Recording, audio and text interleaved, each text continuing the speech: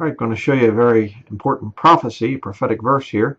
When Jesus is on the earth, the nation of Israel at that time rejects him, and so he dies on the cross. Jesus dies on the cross, death, burial, and resurrection, and Israel is given another chance in the book of Acts, early on in the book of Acts, to accept Jesus as their Messiah. They reject again, so blindness in part has happened to Israel until the fullness of the Gentiles be come in. Romans chapter 11 talks about it, and then God's going to bring the time of Jacob's trouble, which is the book of Revelation. That's what it's all about.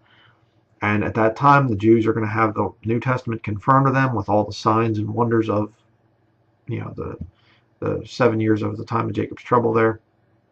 And at that point, they're going to accept Jesus as their Messiah.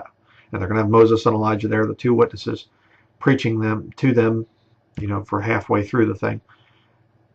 The whole point is they'll accept Jesus at the end of the thing. All right. So Jesus is not saying, when he's on the earth, he did not say, I'm totally done with Israel.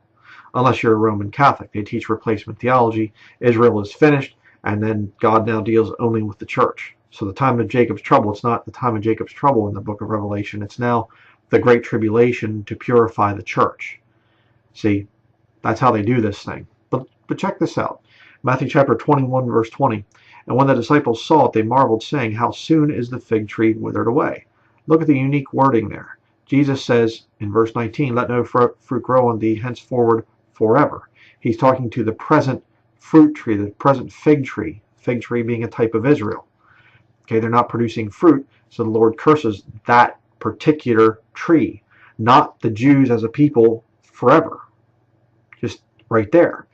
And notice what the disciples say. How soon is the fig tree withered away? How soon? Yeah. It hasn't happened right then, but it's going to be. This is all very prophetic in nature. Look what the ESV does with Matthew 21, verse 20. When the disciples saw it, they marveled, saying, how did the fig tree wither at once? Interesting. How did the fig tree wither at once? Not how soon is it withered away. They're just saying, boom, it's done. Kind of, giving heed a little bit to the replacement theology lie of Roman Catholicism. Better think about that. And when you study it out, the ESV goes back to the Vatican. Catholics sitting on the translation team. Pretty dangerous to use that thing. Use a King James Bible.